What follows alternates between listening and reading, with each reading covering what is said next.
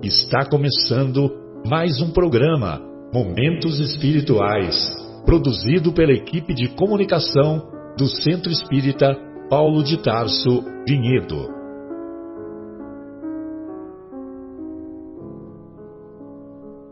Se guardas contigo o estigma do sofrimento, indagando pela solução dos velhos problemas do ser e da dor, se percebes a nuvem que prenuncia a tormenta e o vórtice traiçoeiro das ondas em que navegas, vem conosco, estudemos a rota de nossa multimilenar romagem no tempo, para sentirmos o calor da flama de nosso próprio espírito, a palpitar, imorredouro na eternidade, e acendendo o lume da esperança, perceberemos juntos, em exaltação de alegria, que Deus, o Pai de infinita bondade, nos traçou a divina destinação para além das estrelas.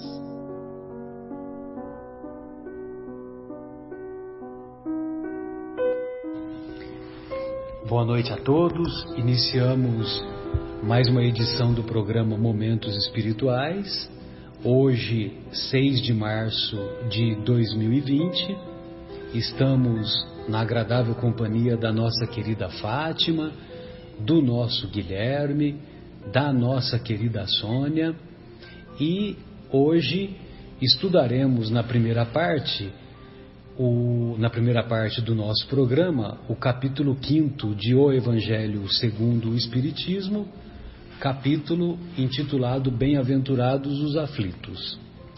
E na segunda parte do programa estudaremos a obra Boa Nova, no capítulo 25, capítulo cujo título é A Última Ceia. Muito bem. Infelizmente, alguns dos nossos amigos tiveram um probleminha de última hora e não puderam participar conosco do programa. Então, queremos enviar um abraço carinhoso ao nosso querido João, bem como a Ana Lúcia, sua esposa, ao nosso querido Marcos Melo, ao nosso Afonso e também ao Fabinho, lá de Munique, na Alemanha, e também ao nosso querido Bruno Eustáquio, que se encontra lá em terras canadenses. Muito bem, então, lá no capítulo 5º de O Evangelho segundo o Espiritismo, o capítulo é Bem-aventurados os aflitos. E Bem-aventurados os aflitos é uma continuação bem engendrada, bem pensada, bem programada pelo Kardec, porque os 4 primeiros capítulos abordam os princípios, alguns dos princípios básicos da doutrina espírita. O primeiro capítulo ele aborda o tema do Deus único. Não vim destruir a lei, mas dar cumprimento. No segundo capítulo, Meu reino não é deste mundo, o Kardec utiliza essa passagem do Mestre para nos reforçar sobre a imortalidade da alma, sobre o conceito da imortalidade da alma. No capítulo 3º, Há muitas moradas na casa de meu Pai, ele também vem reforçar mais um princípio da doutrina espírita, que é a pluralidade dos mundos habitados. Ou seja, todos os globos do universo são habitados. E também no capítulo que aborda esse tema, com muita frequência nós observamos o Kardec e os benfeitores espirituais falarem o tempo todo de evolução, de progresso, evolução dos mundos. Os mundos são criados como nós, espíritos simples e ignorantes. Os mundos é um pouquinho diferente. Os mundos são classificados em mundos primitivos depois mundos de provas e expiações, que é a fase que nos encontramos, depois mundos de regeneração, na evolução mundos felizes ou ditosos, e depois mundos de pureza celestial, mundos divinos. É um termo que é mais ou menos esse que o Kardec usa. Bem, como a hospedaria é muito grande, por quê? Porque tem muitos habitantes, né? Tem muitos moradores, tem muitos hóspedes. Por isso que no 4º capítulo o Kardec diz, utilizando-se do ensinamento do Mestre, que ninguém poderá ver o reino de Deus se não nascer de novo. Agora, como nós nos encontramos num planeta de provas e expiações, no planeta de provas e expiações, ainda nós temos muitas aflições. Então, por isso que o Kardec colocou o 5º capítulo, Bem-aventurados os aflitos. E o 6º capítulo vai ser o Cristo Consolador. Olha só a sequência, né? Como tem uma lógica, né? Muito bem. E lá no Sermão do Monte é que nós vamos encontrar as bem-aventuranças cujos ensinos são ensinados pelo Mestre. E lá no 5º capítulo, na tradução do original grego que o nosso querido Haroldo Dutra Dias revelou ou editou, publicou com a ajuda da Federação Espírita Brasileira, foi um trabalho muito bonito. Ele pegou do original grego e trouxe para o português. Então, na tradução do Haroldo, nós vamos encontrar assim: vendo as turbas, Jesus subiu ao monte. Após assentar-se, aproximaram-se dele os seus discípulos e, abrindo a sua boca, os ensinava, dizendo: bem-aventurados os pobres em espírito, porque deles é o reino dos céus. Bem-aventurados os aflitos, porque serão consolados. Então notem que a primeira bem-aventurança é bem-aventurados os pobres de espírito, ou seja, bem-aventurados os humildes. Mas o Kardec preferiu colocar primeiro bem-aventurados os aflitos, porque serão consolados. E quando Jesus diz bem-aventurados os aflitos, porque serão consolados, ele está querendo nos estimular a desenvolvermos uma virtude. E essa virtude é a virtude da resignação. É a virtude da aceitação das dores que a todos nos atinge. Quem nunca teve um desafio da perda de um emprego? Quem nunca teve o desafio da perda de um ente querido? Quem nunca teve um desafio de uma situação de uma doença que trouxe angústia para si próprio ou para alguém da própria família? Enfim, os mais variados desafios que a vida a todos nos propõe. E quando Jesus nos estimula dizendo bem-aventurados os aflitos, porque serão consolados, ele está fazendo com que nós desenvolvamos ou sejamos capazes de desenvolver a virtude da resignação, a virtude da aceitação, a virtude de encararmos esses desafios, encararmos essas dores, encararmos essas aflições de cabeça erguida, demonstrando fé, demonstrando coragem, demonstrando fortaleza espiritual, que isso é que vai fazer com que nós saibamos realmente sofrer.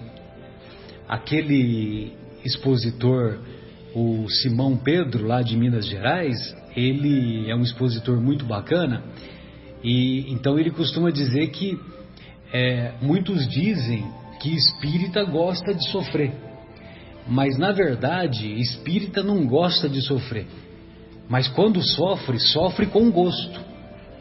Sofre com gosto porque está se dispondo a trabalhar. Está se dispondo a trabalhar. Está se dispondo a trabalhar por superar aquele sofrimento, por superar aquela aflição, por superar aquele desafio. Hoje, um dos itens que nós vamos estudar também é o item 18 do Evangelho segundo o Espiritismo, que é uma mensagem muito bonita, assinada pelo padre Lacordaire, Henri Baptiste Dominique de Lacordaire. Ele, na juventude, ele foi ateu. Eu não sabia que ele tinha sido ateu. Ele foi ateu. Aí depois ele teve uma experiência que foi muito marcante para ele, só que nas biografias não é relatada qual foi exatamente essa experiência. E aí ele se tornou um seminarista católico, depois padre e continuou como padre da Igreja Católica até a sua desencarnação. Ele foi discípulo de Lamennais. Lamennais também era muito respeitado no seu tempo, e ele fez pregações lá em Paris com muita frequência na Catedral de Notre Dame. Na Catedral de Notre Dame. E o interessante da história também é que muitos conceitos que ele apresentava em vida, ele agia como um espírita antes do espiritismo ser mais divulgado, mais conhecido. Tanto é que tem uma mensagem que é anterior à desencarnação dele, que ele faz algumas colocações a respeito das mesas girantes, algumas colocações nesse sentido dos fenômenos mediúnicos que ocorriam ainda quando ele estava em vida. Tanto é que ele desencarna em 1861, e em 1862 é a data dessa mensagem, a bem e mal sofrer. Então, mas em 63 é essa do bem e mal sofrer. Ele tem outras 4 mensagens que é um pouquinho antes, logo depois da desencarnação dele. Então imaginem vocês, né, a importância desse homem lá no mundo espiritual, que logo após a desencarnação ele foi convidado pela equipe do Espírito da Verdade para participar da codificação. Então eu só quis fazer essa introdução, e aí eu gostaria que vocês ficassem à vontade para fazerem algumas considerações, e em seguida daremos outras opiniões. Fatinha, tem alguma consideração que você gostaria de falar? Sônia, Guilherme, fiquem à vontade. É que eu achei interessante nesse item 18, bem e mal sofrer, que Lacordaire aborda, ele faz uma explicação bem contundente para deixar bem clara a situação. Quando Cristo disse: bem-aventurados os aflitos, pois dele é o reino dos céus, não se referia àqueles que sofrem em geral, pois todos os que estão na terra sofrem. Então, aí vem como que você está aproveitando o seu sofrimento. É essa a ideia que a gente tem que ver, né? Estejam ou num trono ou na extrema miséria, tá? Mas poucos sabem sofrer. Então, esse sofrimento é o que a gente tem que entender. Vamos puxar um pouquinho a nosso histórico como espíritos.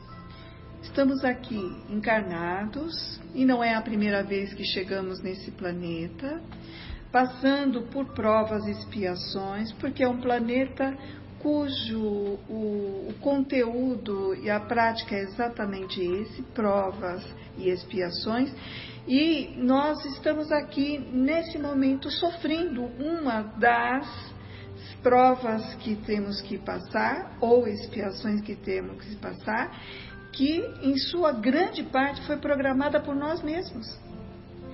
Só que quando a gente chega aqui, a gente começa a se lamentar. Esquece. Justamente, põe tudo a perder. Alimentar. Quando a gente se lamenta, nós estamos mostrando o quê? Revolta. Não estamos aceitando. E aí a gente acaba culpando quem? Deus, né? A estrela, a sorte. A gente coloca tudo menos o grande culpado da situação que somos nós. Então, nós temos que ter um reconhecimento que ninguém vai pagar por algo que não fez. Né? Cadê a justiça divina? Eu estou pagando algo que eu não fiz? Então, a consciência que nos chama, que nós estamos, primeiro, para começar a raciocinar, o que eu estou fazendo aqui? Planetas de prova e expiação. Se eu estou aqui, algo eu estou comprometido. Com quem? Aquele mais próximo, os familiares. Normalmente é o grupo de convívio que nós escolhemos passar. Se é uma coisa que a gente tem que sempre colocar na nossa mão. E terceiro, se a prova está chegando, nós devemos pedir para remover a prova ou devemos pedir a Deus que nos dê força para enfrentar a prova? Nos dê inteligência e fortaleza moral, né? Isso aí. Com certeza. Então, eu acho que a gente tem que começar a raciocinar sobre a nossa vida aqui e pensar que nós estamos comprometidos. Então, vamos resolver esse compromisso. De pedir a Deus que nos livre dos problemas, né? E começar a falar, pedir a Deus que nos mostre como aceitá-los, como conviver com eles, como superá-los, né? E Fátima, você acha que Deus responde? Como é que Ele responde? Quando você pede com o coração? Na hora. A solução vem rapidinho. As intuições, amigos que aparecem de paraquedas na hora da aflição. De repente você lê uma mensagem, você ouve uma mensagem e você diz assim: nossa, parece que foi para mim, parece que foi porque eu pedi. Não é que parece, foi mesmo. Deus não desampara ninguém, né? Então vamos tentar compreender por que estamos passando por aquilo e qual a melhor maneira de passar por aquilo, né? É muito legal porque ele diz assim, né? O fardo é proporcionado às forças, como a recompensa será proporcional à resignação e à coragem. Então, se o nosso fardo é muito pesado, a recompensa virá desde que tenhamos coragem e resignação no mesmo nível. E outra coisa que eu acho que é legal quando ele fala na mensagem, né, Sônia, Fátima, Guilherme, é essa comparação que ele faz com o militar, né? Olha só, o militar que não é mandado para as linhas de fogo fica descontente, porque o repouso no campo, nenhuma ascensão de posto lhe faculta. Ou seja, o militar, se ele não vai para a luta, para a batalha, ele não vai ser promovido. Então, quando nós estamos diante de um desafio, vale a pena nós nos esforçarmos, desenvolvermos a inteligência, desenvolvermos as virtudes morais, para que sejamos capazes de superá-la. E isso vai fazer com que nós mudemos de fase no videogame, né? Tem aquele joguinho do videogame, todos nos lembramos, né? Que para você chegar até o fim do joguinho do videogame, você tem que ir mudando de fase, né? Então a primeira fase, depois que você dominou, tem uma segunda fase que é mais difícil, uma terceira e assim por diante. Então veja você que isso é tudo uma escala evolutiva, né? Eu acho interessante também que ele fala uma coisa: o desânimo é uma falta. Então, se nós estamos desanimados, nós estamos fazendo uma falta com Deus. E ele ainda fala: não basta só orar, pedir uma prece, nós precisamos ter o que? Fé. Uma fé de que vamos superar, de que estamos sendo auxiliados, que nós estamos desamparados. Quer ver como nós não estamos desamparados? Qual é a entidade espiritual que nos acompanha desde o nascimento? O anjo da guarda. Anjo da guarda. Alguns falam mentores, outros falam espíritos familiares, Espírito de luz. Espírito de luz. Espíritos protetores. Espíritos protetores. Então, desde quando nós nascemos, a gente tem um amparo. E eu acho que isso é muito importante para nós. E esse sentirmos. É pessoal, cada um tem o seu. Isso aí. Durante toda a existência. Olha a importância que Deus dá para nós, para designar um espírito de luz. Que é superior a nós, que é né? muito porque senão, superior, senão não estaria não vai ser anjo da guarda, cuidando né? da gente. Toda encarnação ele vai estar ali, durante todo o tempo. E nós mal lembramos que ele existe. Isso é uma realidade. Então, a prece, quando dirigida com fé, quando o pedido é feito com humildade para esse anjo, ele está ali para nos ajudar, para nos intuir coisas boas. Então vamos fazer uso desse anjo, vamos aproveitar essa oportunidade. Que é mais um instrumento, né? Sim, mais um instrumento para nos melhorarmos, para progredirmos. Exato, que a providência divina nos reserva, né? Não podemos dizer que estamos desamparados. Nós, como a Sônia tinha dito, né, na argumentação dela, não é Deus o responsável pelo nosso sofrimento. O responsável somos nós mesmos, né? E cabe a nós, ao invés de nos afastarmos de Deus, nos esforçarmos para dele se aproximar.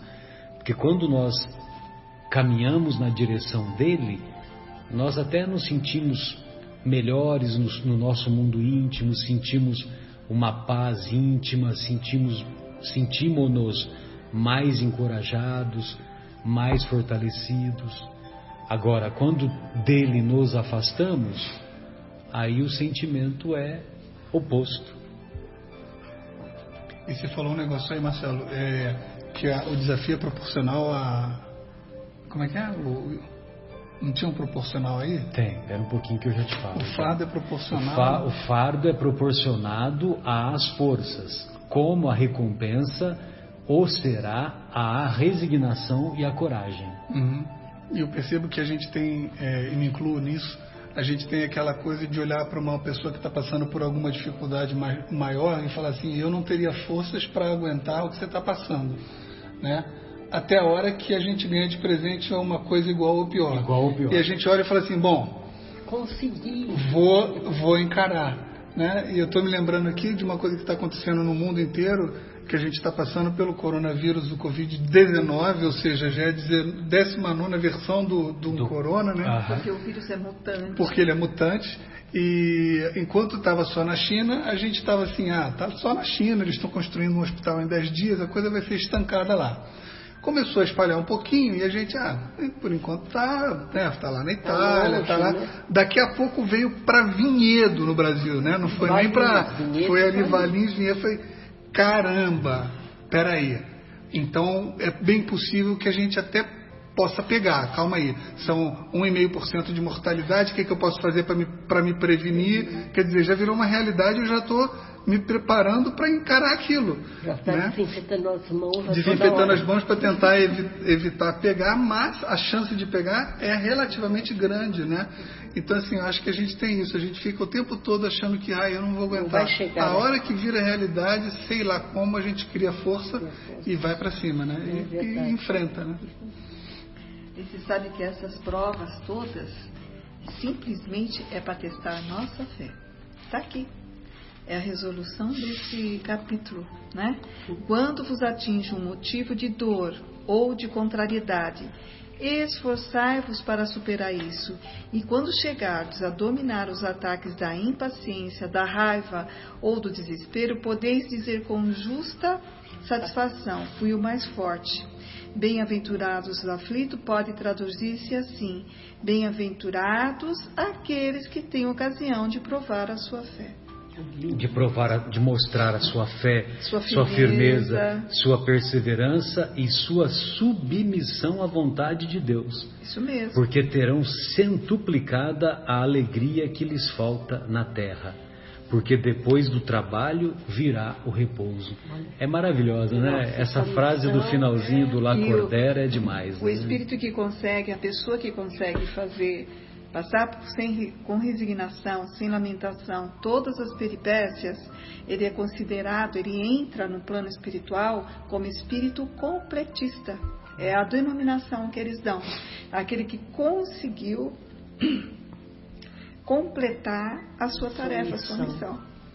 E a maioria que não consegue, às vezes nem pela falta de tentativa da missão, mas pelo pouco cuidado que dá ao corpo, e o corpo não consegue chegar ao fim daquele período que ele teria para completar a missão, né?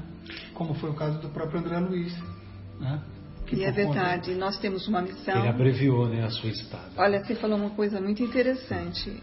Nós temos um tempo que é contado, eles numeram lá como dias, né? São 1786 dias, por exemplo, que você vai ficar na Terra. E eles enumeram mesmo nessa... Nós denominamos em anos. Ô louco, Sônia, aí é pouco, Deus, são só 5 anos, pelo amor de Deus. Sim, quanto uma criança, por exemplo, você vai ter lá 15 ou em 35 mil dias. Bom, colocando no papel, a gente tem um tempo. Só que nós ganhamos a energia vital, que é o fluido vital, para quê? Para que daquele tempo seja utilizado para você. Para que você consiga completar a missão. Mas você bebe, você fuma, você sai nas ruas à noite, você não dá o repouso, não se alimenta adequadamente, não dorme adequadamente. O que você está fazendo? Exaurindo o fluido vital. Então, de repente, se você tivesse que viver 60 anos, você acaba vivendo 45, entendeu? Se não morre antes, por drogas ou overdose, né? de drogas, overdose.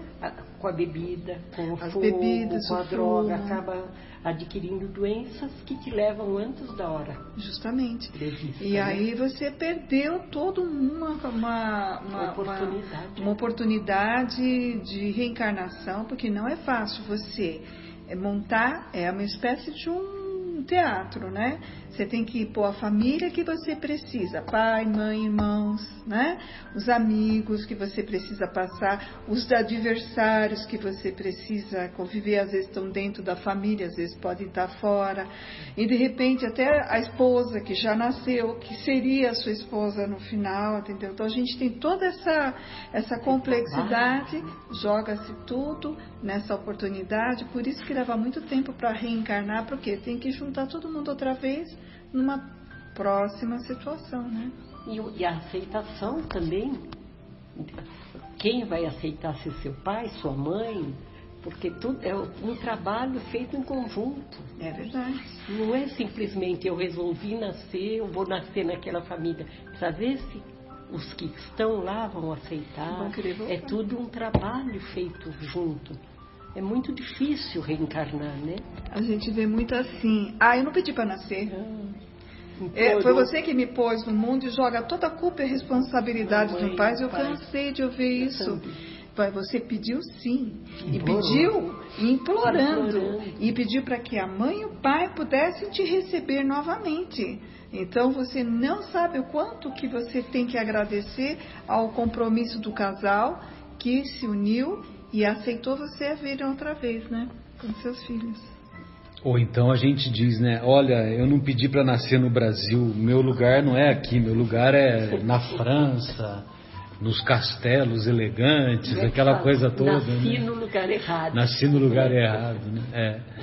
Então todos nós, né? Todos nós estamos no lugar que necessitamos para a nossa evolução espiritual, para a aquisição de conhecimentos, a aquisição de conhecimentos intelectuais e a aquisição de virtudes morais. Por isso que essa fala do Lacordaire aqui no final é uma fala que serve muito de estímulo para mim em particular, porque quando nós estamos diante de um desafio, seja ele qual for, é uma oportunidade. A crise é uma oportunidade, né, Guilherme?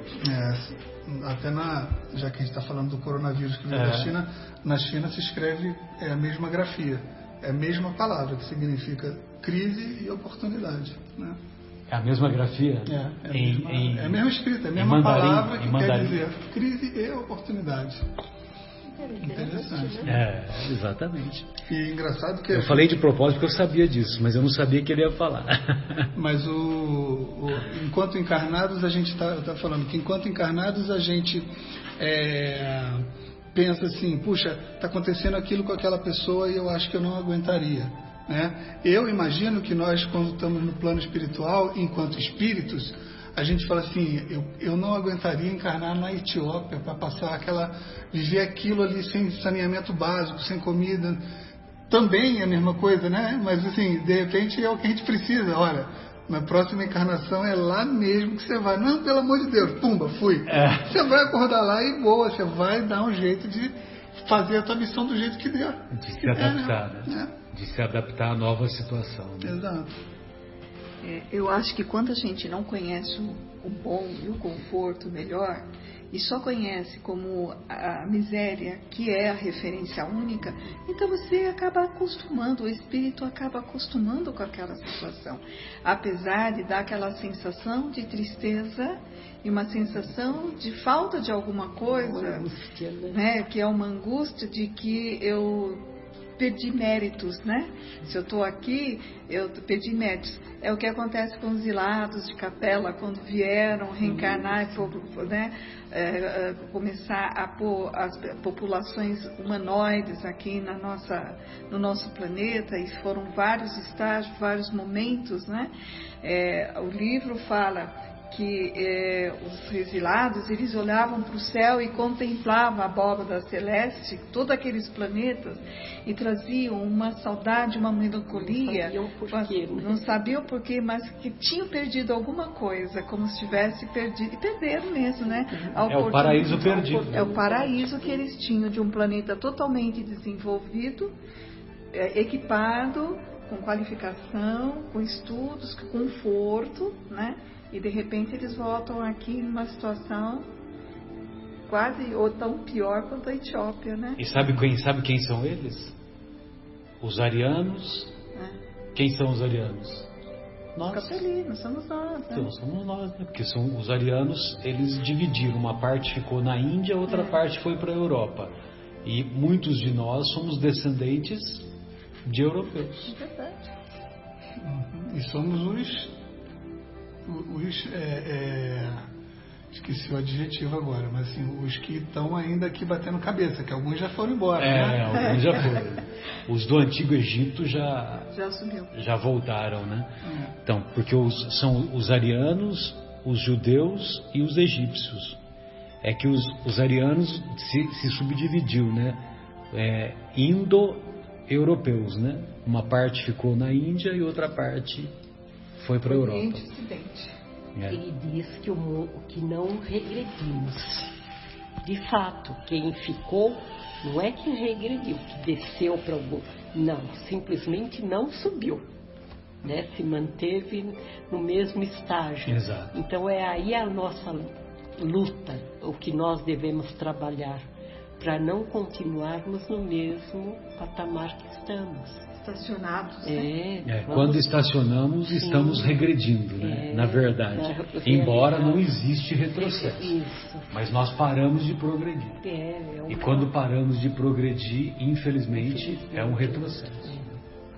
Muito triste. Temos que lutar para nos melhorarmos mesmo. Tem mais algum comentário que vocês gostariam de fazer? Eu separei aqui uma mensagenzinha do Vivendo o Evangelho.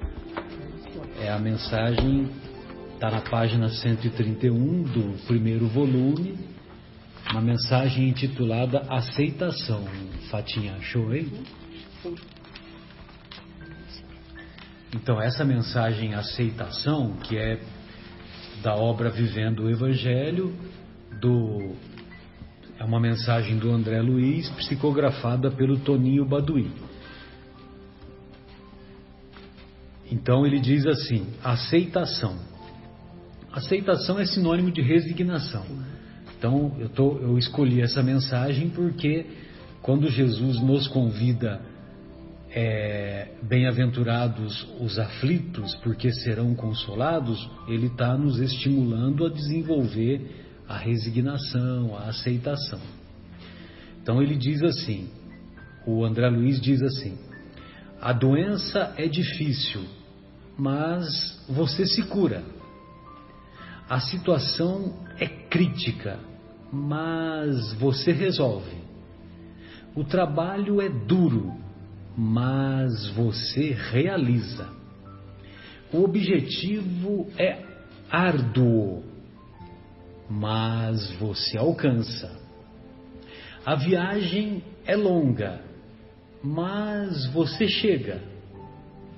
A aflição é cruel, mas você supera. O acidente é grave, mas você escapa.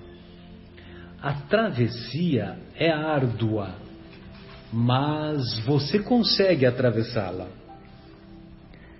A barreira é grande, mas você transpõe. A prova é rude, mas você vence. Em todas estas circunstâncias, você agradece a ajuda da bondade divina. Contudo, se os acontecimentos são desfavoráveis, revolta-se contra os desígnios do alto, sinalizando que, em seu entendimento, a vontade de Deus só é justa quando ela está de acordo com os seus desejos. Ou seja, se nós não soubermos reconhecer a importância daquela prova que nos abate, se nós não ficamos contentes que o desfecho não foi favorável, nós estamos apenas demonstrando o nosso desejo e não estamos reconhecendo a bondade do alto, os desígnios do alto. Então, é muito comum nós observarmos pessoas, e tomara que nós não nos somemos a elas, que pelo fato do acontecimento não ter ocorrido exatamente como a gente gostaria ou como a gente imaginava, a gente se revolta, a gente não aceita, a gente se coloca numa posição inferior. Agora, quando nós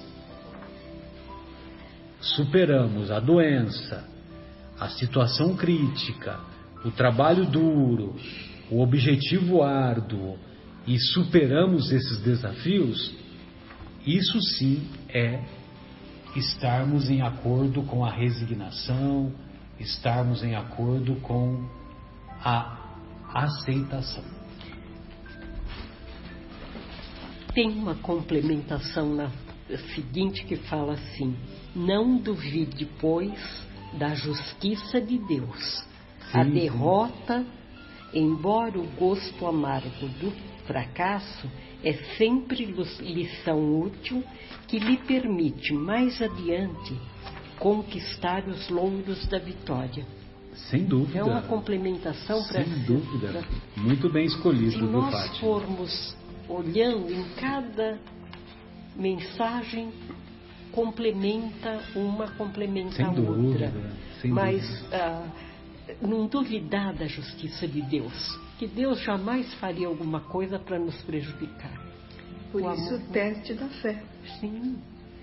A fé não gera dúvidas. E a fé não é aquela fé, eu acredito, é a fé com a certeza. É verdade. O que eu acho também interessante é que tudo na vida tem solução. Nem sempre é aquilo que nós esperamos. Nem sempre é aquilo que nós esperamos. Mas a solução vem. Então a gente tem que entender que às vezes não é do nosso jeito. Mas ela vem para ser resolvida. E o mal, ele não é eterno. Ele tem fases de duração, conforme a necessidade do nosso aprendizagem. Tem provas que são curtas, tem provas que são um pouquinho mais longas, mas todas têm o seu objetivo a ser alcançado. E lembrando que assim, não tem nada de errado da gente não se conformar e tentar mudar uma determinada realidade. Aliás, devemos fazer isso. Então, se eu estou com alguma dificuldade financeira, Deus não quer que eu seja resignado a ponto de ficar chorando minhas misérias ou então pedindo esmola. Ou até quer, não sei. Mas nada me impede de tentar um trabalho, de tentar honestamente conseguir dinheiro. Mesma coisa com a saúde. Eu posso ter uma doença, nada impede que eu vá no médico para tentar me curar. Mas chega uma hora que é igual morder o cotovelo, né? A gente pode tentar o quanto que a gente quiser, que a menos que quebre o braço, a gente não consegue morder o cotovelo. Nessas horas talvez seja o momento de falar assim, caramba, é isso, né? E a gente aceitar aquele destino como, de fato, a vontade de Deus, eventualmente até de um pedido nosso, né? E a gente luta em todos os sentidos. O meu time está jogando, é óbvio que o meu time vai ganhar. Quando o meu time não ganha, eu fico zangado. Eu sinto raiva dentro do meu corpo quando o time não ganha. Eu programo minhas férias e por acaso chove naquela semana, eu sinto raiva porque não está fazendo sol nas minhas férias, né? Eu programo obra no inverno, que é menor índice pluviométrico, e chove na obra e eu fico com raiva. Então a gente, com as mínimas coisas, as coisas mais supérfluas que existem, a gente já tem essa emoção de raiva de coisas que não vão de acordo com o que a gente quer, né? Imagina com uma dificuldade financeira, com uma doença um pouco mais grave, com a perda do ente querido que eventualmente não era para morrer, como por exemplo o caso de um filho. Quem imagina, né? Perder o filho, que é uma coisa totalmente fora de uma ordem, e por aí vai, né?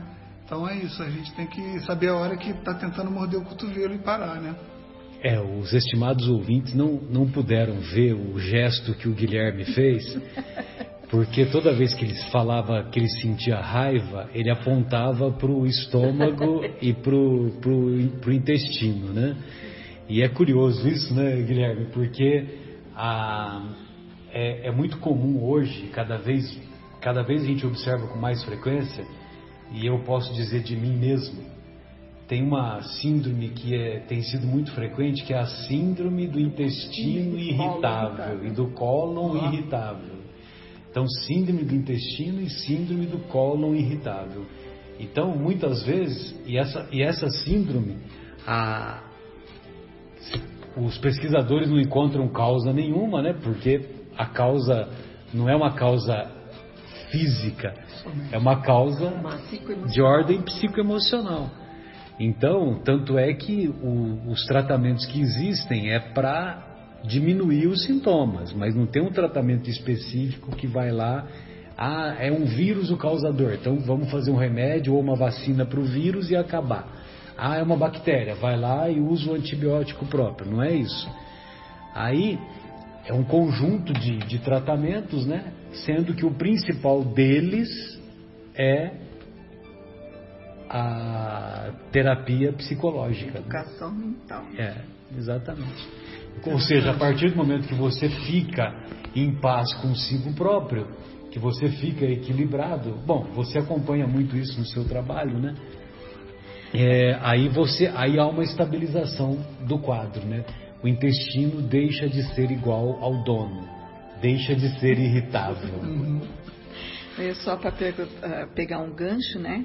Que a medicina, como homeopatia, até a acupuntura, fala que os sentimentos estão alojados na região do intestino.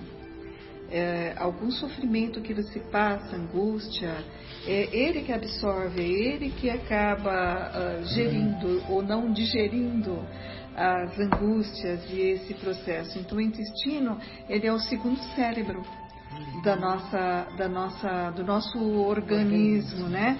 O cérebro que nós temos, que comanda todos os órgãos, e esse segundo cérebro, ele está mais coligado ao ponto emocional,